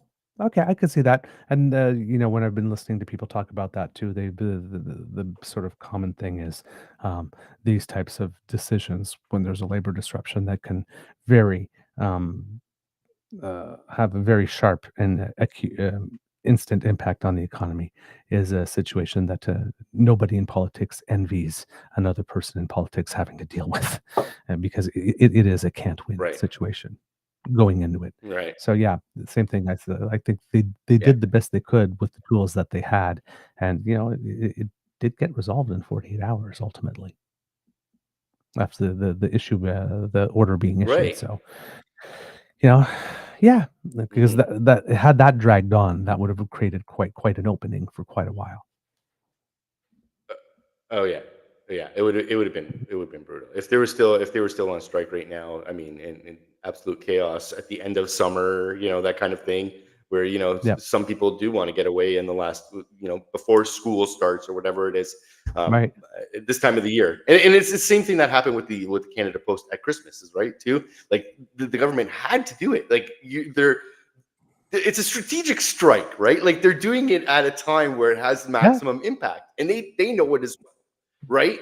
Yep. So they have to act in some sort of way. Like I say, I mean, I'm not a negotiator. I'm kind of a blunt, beat you over the head with my opinion kind of guy. But I mean, like that subtle tactic of those little maneuvers that they can use, it works. So I mean, I can't begrudge anybody. Like I say, when it comes to politics, everybody can grandstand and say, well, I would have done this and I would have done that and I would have done this. But in the end, I mean, the outcome is all that matters, right? And the fact is that they came to some sort of agreement, and people's lives weren't impacted as harshly as they could, and that's a win-win either way. Yep. Okay. The other one I would like your point of view on, and because I don't know how much you can speak to this, but just wondering, um, when they passed Bill C-5, the one that would allow the one big economy sort of bill that would allow the fast approval of these projects that are to come. There's Hmm. two things going on here. You got the conservatives doing the typical not enough, not big enough, not fast enough, not good enough, not whatever enough. Right. And with the assumption that the current leader with far fewer skills and abilities would somehow have been able to do better. Of course. We'll let that one slide for now. But the other part of this was the whole portion that you cannot get around whatsoever with regard to consultation and negotiation with Indigenous communities. Um, Hmm. I had issues with which the way the bill was drafted and went through the approval Hmm. process because there was very little participative management in that case for Hmm. people that are not just stakeholders but rights holders, which is a Right. whole other level above stakeholder, right? It's not just somebody who's concerned or Right. could be affected. It's somebody that actually has some inherent rights and title involved here. So Right. which changes the game Hmm. instantly, automatically, legally, constitutionally, everything just completely changes the game. You have to have a different process than when it's just stakeholders. Like it's just Hmm. the law requires it. I guess, and you're not going to Hmm. get anything done. It's one of the whole reasons the conservatives couldn't lay any pipe to Tidewater in over a decade is because they just Right. refused to admit that the Constitution existed and that they had Right. obligations. They'd Right. rather fight the judges like this and fundraise off that, call them activist judges and say, oh, those big bad mean judges won't allow us to build a pipeline. Give us money. So Right. it's basically what they fleeced grandma and grandpa for nearly a decade, promising a pipeline they never had any intention to build because they needed the issue of there not being a pipeline more than they actually needed a pipeline. Right. That's pretty Right. much how, because your priorities are the Yeah, things for so which you I make time don't and I don't afford know, money, like and they didn't do that. So, but then he's had like these 3 meetings that have happened afterwards. Little bit of damage control. Some of the first one, the big one with First Nations, hastily organized, and a lot of people. Some people didn't stay. Some people didn't like it. Some people walked out. The one with the Inuit community went very well, but there's a different structure because their treaties are more modern. And they're all already Right. legally ensconced and all that type of stuff, and they have boards and all that kind of stuff to make that happen. And then the one with the Métis, which we haven't reported back on the show and we yet so much, but we will. But that one went well, but there was still an issue because the Manitoba Métis Federation, which was the big one, basically didn't show up because the Ontario Métis group was there. And the Manitoba Métis believe that all Métis have some type of origin in the Red River sort of area and don't consider them legitimate. And they were also upset because the Métis National Council, which is not a government but an organizing body, was there. And it seems that with the Métis National Council, there's certain members that are not of the Métis community that are not a part of it, but one of the ones that are the Ontario one. So of course they're not recognizing the Métis National Council as a result. Right. But the meetings themselves seem to have gone well with enough people that there's some stuff, even though there's 2 big ticking time bombs there, right? Because any agreement with the Métis that doesn't include the Manitoba Métis Federation Right. is pretty much nowhere, if we're being honest, because they're the big one. And then Right. there's still a certain core in the First Nations community, certain core of nations that are just not having it with the process and are not convinced by the reassurances at the moment.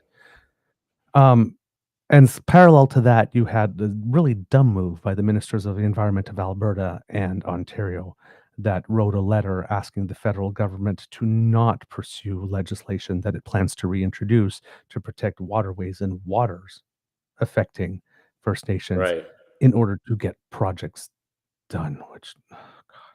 Anyway. Yeah. But when you're looking at, and then of course we have the whole other Indigenous issue in Alberta with the whole separation push, because all that's on treaty land and we have a constitutional thing there. So with regard to how Indigenous people are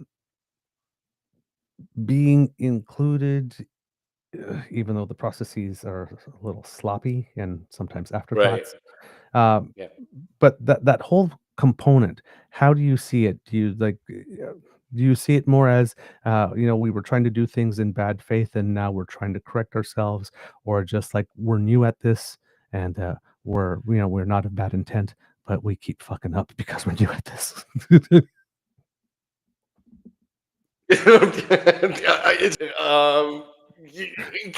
Because you kind of outlined how complicated this whole thing is, right? Like when you're describing this, there's this group and then there's that group, and then they don't want to talk to each other, and then it is such a complex issue where it's never going to go smooth. It's never going to go there because there's so many different voices that are competing at the exact same time.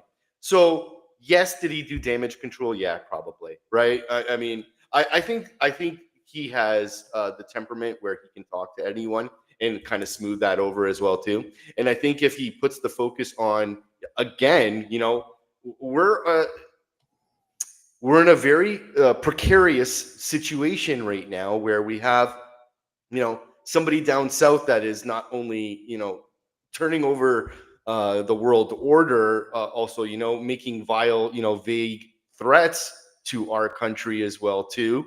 That's tapered off a bit, but at the same time, that it's still there, right? Oh, yeah. and we do need these projects. So I do think that Carney's government has the ability to navigate and negotiate well. So I don't know. Like again, it's one of those things where we're gonna have to see how this plays out in the long run. I think they're making an announcement. They announced, a couple of ports that they're, the infrastructure that they're really focusing on, something in Manitoba and something in Quebec as well, right? Yeah. So Churchill, again, Montreal, yeah. so again, there is progress being made here, because they wouldn't have announced those two specific places unless they had in ways in those negotiations to begin with, right? They're not just going to do, because that's what happened with the last one, right? Like Harper was like, "Oh, we're going to build this pipeline," and then the Indigenous community was like, "No, you're not going to," right? And then sure enough, Right. Trudeau did it. So, but they're not going to announce those kind of projects unless there is some sort of backroom agreement in that sense. I don't think so. I do think it's a difficult thing, despite it being Canada. I do think that there's so many. There is the red tape, and I think that was the point of the bill too, right? Because Right. we have each province that wants their say, then we have the Indigenous community that wants to say, and then there's voices within the Indigenous community that want their say, and then there's the federal government as well, right? So how do you navigate all those things to get a single project done? I don't know, but I do think that there is going to be progress being made, because the situation politically will force the hand, and I think everybody will recognize that. Okay. Do you see the potential for a sort of Idle No More Part 2, or do you have an assessment that things I have don't been think so. Like smoothed over enough? Again, I do think that if Carney gets the right talking points and make sure that they're accommodated and that their assurances are met, I don't think we're going to face those kind of things again. It was the last time where it was like, we're ramming it through and we don't care what you have to say. It was that attitude that caused those rifts, right? Whereas if they go into this saying it's a partnership rather than us telling you what to do, I think that's a completely different way of approaching the situation. Okay. And so So you're hopeful that this could be fruitful? yeah, I do. I think it will be. I do. I think the circumstances where, again, the entire world. I think we're very focused. I think Canada is the fact that we do have the potential to be bigger than we actually are, and I think every community recognizes that, and I think that is the focus right now. I think that's why Carney won, right? Like we won because we are Canada and we want to be bigger than we have the potential to be bigger than we have been. So I think that people will recognize that as well. I think every community will recognize that and work together to get it done, right? I do. I'm optimistic. Okay, I like that. I like that. I am too, but there's still there's the manner in which we go about engagement needs to improve, and I am Right. still worried about Doug Of Ford course. personally with regards to getting projects in Ontario, because I really just do not get the sense that this man particularly cares about this in any way, shape, or form. I mean, if like somebody gives him a step-by-step I mean, book and says, if "You he can't just line need his to own do this," pocket, yeah, it's sort of like, if you need to do this way, like this, or else, how would I put it this way? Um, if I was like being a realist, I'd be like, Doug, I understand that you live for your developers and that you think that you must do right about right? them all the time and you must get them a lot of money. But if you don't do this the right way, like this, you are fighting to get 100% of nothing versus 85% Right. of more than you could ever dream of. So Right. just do it the right way. Please don't fuck us up, because I'm not Yeah. getting the sense that Ontario and Alberta are particularly keen on doing the honest nation-to-nation consultation part. And at the moment, if we're going to do this Team Canada thing, we need you to do the consultation part. Thank you, or else you're going to be Right, dragging down the right. national average pretty damn quickly. And Because well, and then the if indi- that, because yeah, the indigenous will not lose in court. They no, know the law. no, they won't. Right. No, they have the law they have the law behind them. So it's imperative that you get that right, so that it doesn't hold up these projects, right? I mean, again, so that's why I do think like Carney announcing it, I do think that there's some backroom deals in there, that there is backroom approvals that have been made, in order for him to be confident enough things. So I guess optimistic. You never know what's going to happen, right? Like you say, it's one of those things where anything can happen on a day-to-day basis. So, but I do think that they're progressing in a way that will be beneficial to everybody. So let's see. Okay. Um, a little bit of a lighter subject because we've been talking about deep political stuff, but there's also some Yeah. really fun stuff that have happened.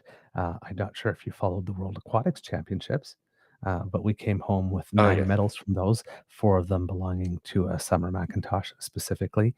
And then a Yes. couple of weeks ago, we had Victoria Mboko just sort of come out of nowhere and then win the Masters 1000 in Toronto. And then just last weekend, we had Mm, Brooke Henderson win the Canadian LPGA Golf Open right on home soil. Um, right. is there? I keep on saying Canada, where the women are strong and the men are pretty. 2 examples. So, what do you think? True. How is this hit you? Like, what are we putting in the water for our female athletes to just be tearing I it don't up? Like, know. I don't know. It's amazing, right? Like it really. I mean, especially Summer. Like you're just watching her. She's a phenom, right? Like she's like you get that Michael Phelps vibe from her, right? Like yeah, Michael Phelps was like everything, and you yeah, and get she's that just from like, her. You get the same kind of like intensity, right? So it's awesome. Love yeah, it. and then she comes back and she says, "Yeah, well, I could have done better." Like, you just set a world Yeah, record. Yeah, but I exactly. missed that last turn. I It's know. like, I know. right? Just like, yeah, all in a Oh day's my. work.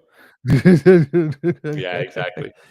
Well, So, I mean, I think they're trained. Also, they're media trained as well, too, right? To not to you know to yeah, take it easy, not overhype everything as well, too. So, but yeah, I mean, that's awesome. I love it. So we'll see. Maybe a Canadian resurgence in the Olympics, because the Olympics is coming next year too, right? Isn't it? I think yes, Winter 2026. ones. So let's see. Yes. Like, hopefully we kill it. I would love it, because usually Ah, we're more known for our winter sports, right? So yes. let's keep going.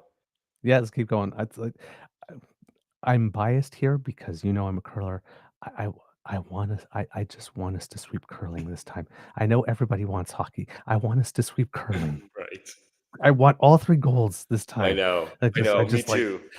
we're I just was like, pissed last time. I was pissed "What when what I are love you curling too. doing?" Like, you know what? I'm not a player. I love it. I love watching it. There's nothing more like it is such a like a it's such a weird sport. Like and I don't mean this in a bad way, but it's It such a is. weird like it's a calm sport, but it's also so intense at the same time. Like you get so like into it. It's awesome. I love it. I guess should come the Olympics. I love it.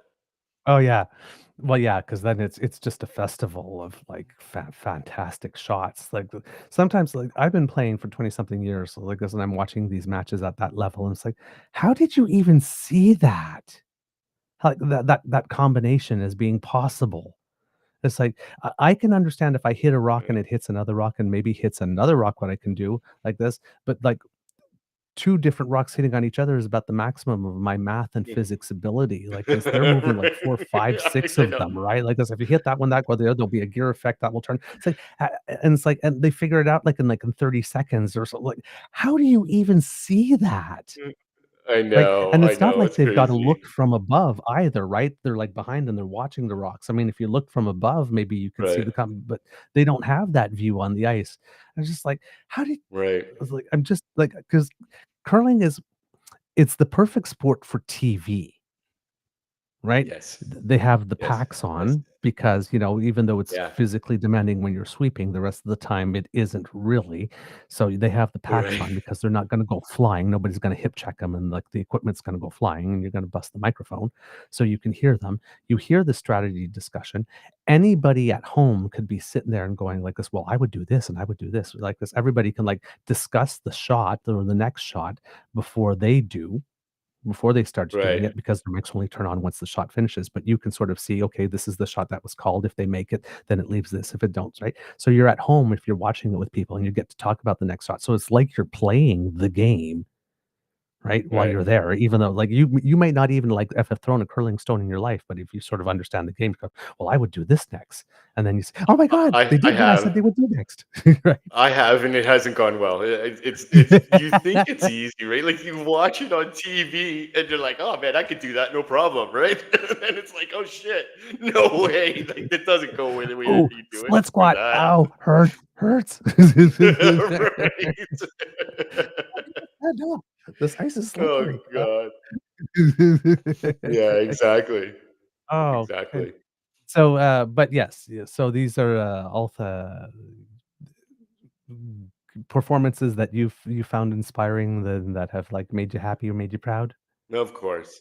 Of course. Ah, I'm a proud Canadian. I love it. Yeah. So ah. anything that we can brag about, let's do it. I don't want to get to the American level of bragging, but I'm an absolutely a diehard patriotic Canadian. So I love to wear that red and white. So it's all good. Ah, lovely, It's all good good. stuff. Pete, we're near the end of our time. Do you have anything else that's on your mind that you wanted to bring up today? No, my friend. I think we. You know what? You're so easy to talk to, right? Like Ah, 2 hours okay. or hour and 45 minutes just went by so quickly. So it's all good, my friend. Ah, Didn't even I notice. love having you here. But I do gotta go. It's almost work time. I Yeah. might be Oh, by the way, I because might I be saw. late. Sorry, go ahead.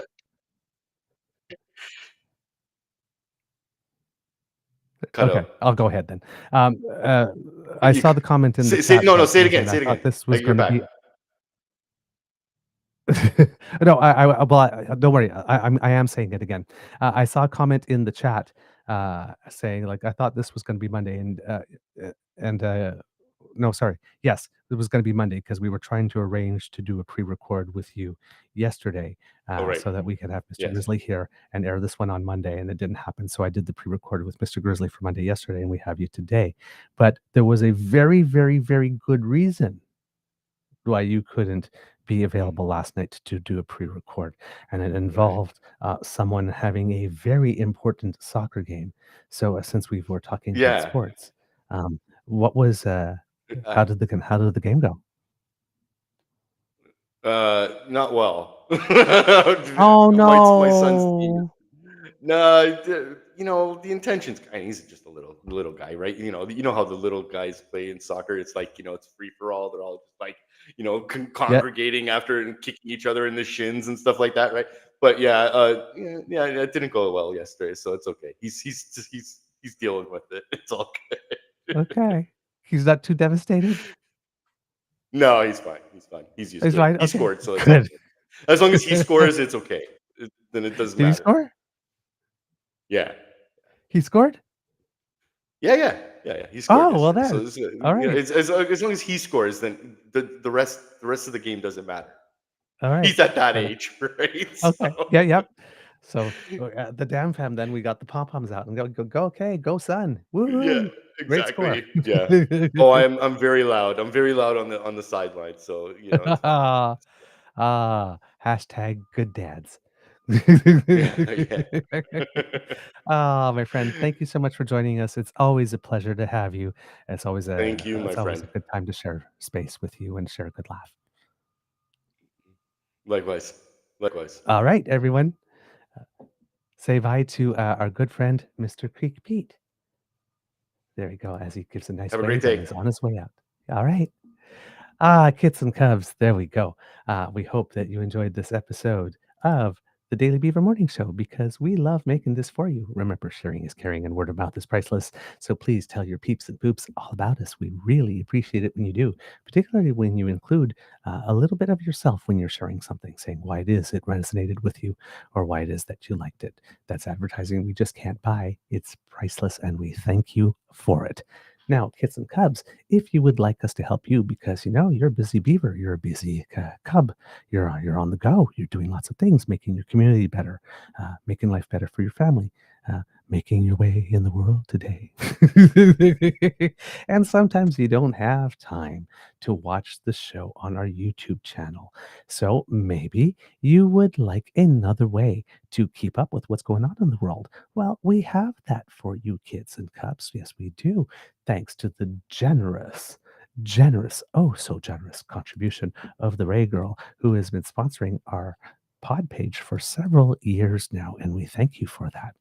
That QR code that is right there on the screen will bring you there. And if you happen to be listening to us already on podcasts but are not yet subscribed, podpage.com/the true north eager beaver with a hyphen between each one of those words. And when you go there and click subscribe, when we have something fresh off the audiocast bandwidth, it goes zip right into your audio feed, and you don't even have to come looking for us. We just show up and just gently knock on your door and say, well, can you come out and play? And there you go. You put us in your ears, and we are portable, lightweight, aerodynamic, all the good stuff. So we won't slow you down as you are trying to remain informed. Now, kids and cubs, if you would like to help us, well, we would definitely appreciate your help because, well, many hands make for light work.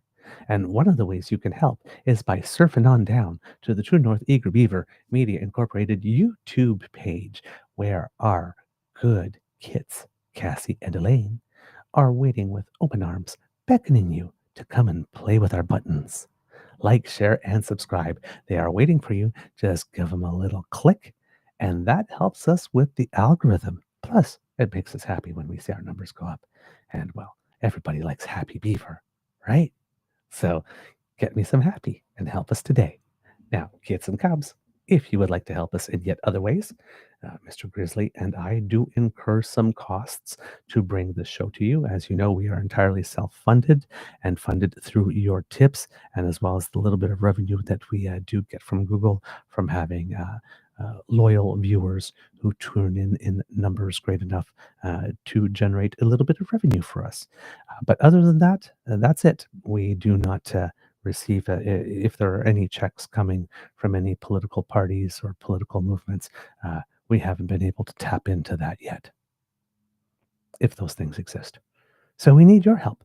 If you would like to help us with the cost that we incurred to bring this show to you, we would be very grateful for it. And you can do that by making a contribution to the Eager Beaver Lodge Emergency Hydration Fund, where every day we work to fight the scourge that is dry beaver.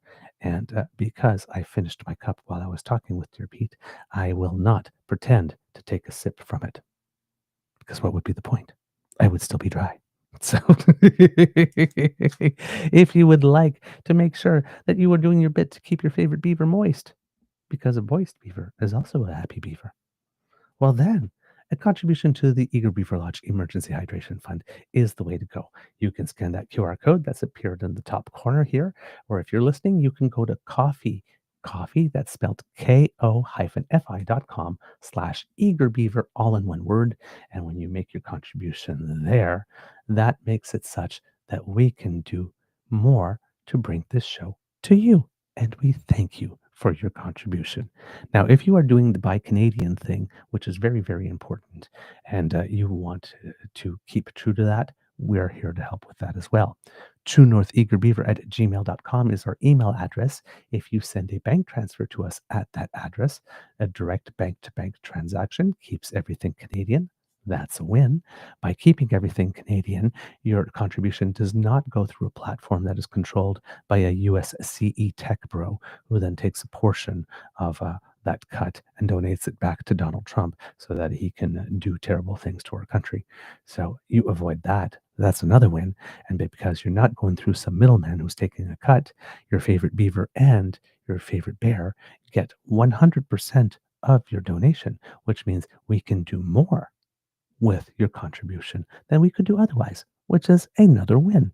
So if you like situations that are win-win-win, a donation to support the Beaver Lodge sent through truenortheagerbeaver@gmail.com is the way to go. Now, kids and cubs, if you're not able to contribute financially, please do not worry, because the gifts of your attention and participation are the ones that matter the most to us, and we love to hear from you. So please do write to us. The same email address, truenortheagerbeaver@gmail.com, is the one that you can use. Let us know what you think about the show, good, bad, or ugly. Yes, even ugly. We do take constructive criticism and constructive feedback, but it has to be constructive, okay? Because we don't take criticism from people from whom we would not take advice. So, constructive criticism, please, or suggestions for guests on the show. Those are always good. Or if you happen to have a small home-based business or know somebody who does, or happen to be working with a community group that has an event coming on and you would like to have more attention being drawn to it, please do write us, let us know. And if there's any way we can help you to get the word out, we would be happy to help. We have many different ways that we can do this, and methods for every budget. So if you would like to advertise with us, we would be very, very, very grateful for the opportunity to help you get your word out. All right. And plus, the members of the DAMFAM are very enthusiastic, and they are very much on the whole buy Canadian and support Canadian effort. So if you do advertise with us, you will definitely have the advantage of being exposed to a group of engaged and committed citizens who are eager to make conscientious choices. So there you go. So that a lot of the sifting work gets done for you, and your message will get to your target audience a lot more directly than if you may be advertising through other platforms that are a lot more general. All right, kits and cubs, because democracy is something that you do well. Forever Canadian. .ca, is still at it. Pop-up sites all throughout Alberta looking for your help. I believe I heard an interview the other day with Thomas Lukasik that says he's got over 3,500 canvassers, I think, or well, at least over 3,000. I'm not going to try to remember what the hundreds were, but at least 3,000 canvassers going throughout the province at the moment, trying to collect signatures. There are even some groups locally that have arranged initiatives to be able to come to you to make a house call if you are mobility impaired.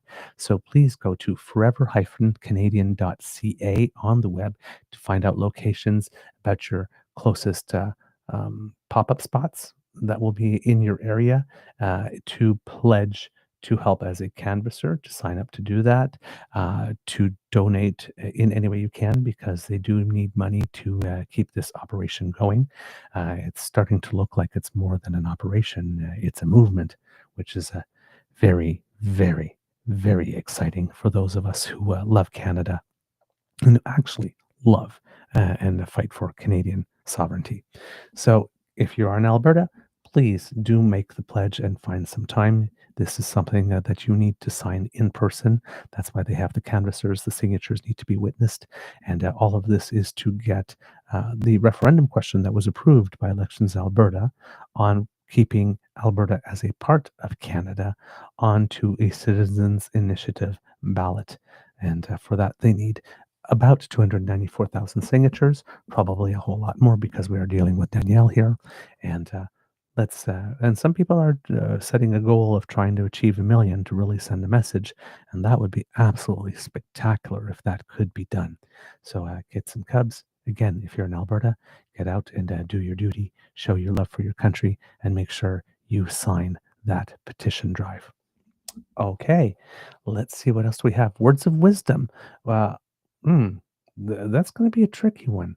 You know what? I'm just going to say, be grateful for the rain. That's my wisdom. My words of wisdom. Yes, I didn't get to play tennis, but you know what? My garden needs it more, and hopefully that rain is going east. And I know that we have some kits and cubs and friends and fans out there who could definitely need some rain. We got about 16 millimeters yesterday, and we got a little bit again this morning. So hopefully that will do a lot around here because uh, June and things have been parched here up until a couple of days ago. Well, up until yesterday, to be totally honest, things have been very parched. So the ground, Mother Earth, could use a good drink, and so therefore I am grateful for the rain. All right, kids and cubs. Could be a tough world out there, so please be kind to and gentle with yourself. And now, at the count of three, if I may beg your indulgence and yet more audience participation, kids and cubs, could you please say, Mr. Beaver, please cue the cock. 1, 2, 3. Oh, yes, absolutely. Somebody sang it with feeling. Woohoo! You are listening to a True North Eager Beaver Media Incorporated podcast. The True North Eager Beaver podcasts are proudly brought to you by our founding sponsors, the Misfit Mysteries from Corvid Moon Publishing, your source for science fiction, fantasy, and cozy mysteries featuring a broad diversity of characters, CanadianTarot.com, their uniquely Canadian online eclectic tarot community, and the Peppermaster, hot pepper sauces made from farm-fresh ingredients to thrill your taste buds and expand your mind. We are grateful to the Crier Media Network for its support, Pete Jarvis for our artwork, and Paul Joseph Something for our opening and closing sequence music.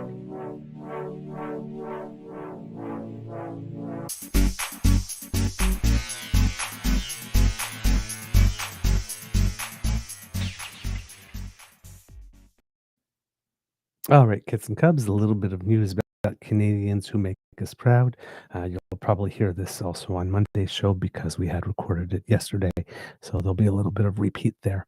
But yesterday was Canada Day at the US Open with no fewer than 5 Canadians on the courts in singles and doubles. Denis Shapovalov won his match to advance to the third round, but the draw gods have not been very kind, making him face world number 1 Yannick Sinner. Same thing had happened to Leila Annie Fernandez. She won her second round match, but the draw gods also have her playing against the world number 1, Arina Sabalenka. Felix Auger-Aliassime won his match yesterday evening, and the draw gods, again, not kind to him, having him play world number 3, Alexander Zverev, in the third round. So tough draws. Gabriel Diallo, as predicted, did have his hands full with Jaume Munar from Spain, and Munar did get the better of Diallo, who was a little flat yesterday on the match. But we still have 3 of the Canadian players, 6 Canadian players that made the main draw in singles involved in the third round, with a very real possibility, unfortunately, that all 3 will be wiped out in the next round. Of the 3, Felix Auger-Aliassime has the best chance because Zverev has been a little inconsistent over the course of the season. Fernandez does have a past win against Sabalenka in her dream run at the US Open in 2019, I believe it is, where she reached the final. And she's playing very, very well. So she might have the confidence that is needed, but Sabalenka is often a brick wall. So, they'll have their work cut out for them. Not impossible because tennis is a any given Sunday kind of sport, but all 3 of them will have tough matches there. In doubles, Gabriela Dabrowski with her partner Aaron Rotliff did win her first round doubles match, and something that has happened and was not planned, but Venus Williams, who is at 45, I believe the second oldest woman to have played match on tour, and I think one. I'm not sure if playing and winning or just playing. But she got an invitation of wildcards to participate in the women's doubles tournament, and she's a 14-time Grand Slam winner in women's doubles, all of them with her sister Serena, and I think a 2-time Olympic gold medalist in doubles as well. And she decided that she was going to participate, but the team that called her up and asked her if she would be willing to join, is Leila Annie Fernandez's team. So Leila Annie Fernandez and Venus Williams. Venus Williams, who's 6 foot something, and Leila Annie Fernandez, you know, if she is 5 feet tall. It's interesting to see them on the courts together. They have great energy together. They seem to communicate very well. And yesterday, the gods, again, tennis gods, were not kind to them. They gave them the world number 6 doubles team to play against in their first match ever playing together. And they fell behind 5-2 in the first set, but regrouped and won the first set in the tiebreak, and then won the second set relatively handily, and are moving on to the second round. And the way that the draw is set, they could go deep. They can go to they have a good path if they keep on playing the way they were playing yesterday, to quarterfinals, maybe even semifinals, and who knows, at that point, maybe even winning it all. But they're in the same side of the draw as the world number 1 team, and the world number 1 team is very, very, very, very good. Siniakova and Townsend. So that would be one heck of a battle. And I think that they still have I think maybe the number 4 team in their section of the draw somewhere along the way, if they don't get eliminated along the way, that they might face in the quarterfinals. So yeah, but really great to see the Canada-US connection in this particular case, with Leila Fernandez playing with Venus Williams. I'm sure she is going to absolutely learn a lot from this experience. And should it be the case that Fernandez loses her match to Sabalenka, which we hope is not the case, but should it be the case, well, then it allows her to focus entirely on doubles. And hey, you've got a team with a 14-time Grand Slam champion, and someone, Leila Fernandez, who a lot of people forget, did reach a Grand Slam doubles final, not just a singles final at the US Open, but at the French Open in doubles with Taylor Townsend, who happens to be on the number 1 doubles team now in the draw. So if they do get to the final, at least Leila Fernandez will know Taylor's game a little bit, because they played together for 1 whole season and had a lot of success. So that is very interesting. Also, if we are congratulating some Canadians, we do have to congratulate Canadians who are taking part in the AmeriCup basketball tournament here. They have won all matches in the round robin portion and advanced to the playoffs. Yesterday in the quarterfinal, they were playing Colombia and easily handled Colombia 94-56. So their semifinal match will take place tomorrow against Argentina. Finally, Canada at basketball at some tournament was not put in the same half of the draw as the United States.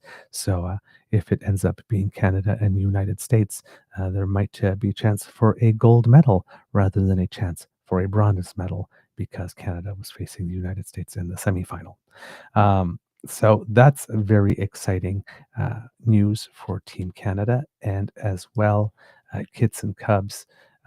Team Canada is participating in the World Under 21 Men's Volleyball Championships, and unfortunately did not get out of pool play and ended the tournament in 17th place, but came very close to advancing to the playoffs. The difference was South Korea having won one more set than Team Canada in the entire round robin, which made the difference between qualifying and not, which is frustrating because it's so close. But it was a good effort by Team Canada as well. If I am not mistaken here, Team Canada, there's also the Women's World Championships taking place, and Team Canada did indeed make it out of pool play, winning 2 of their 3 matches. Unfortunately, the way that things lined up, Team Canada in the first round of the playoffs is set to play against the very, very powerful United States, who won their pool. So it might be an early 8th of finals exit from the World Championships for the Canadian women, who again, unfortunately, were affected by a terrible draw once again. But hey, that happens, right? The draw is what the draw is, and it's equal chances for everyone to get a bad draw or a good draw. And sometimes, the draw gods just don't go your way.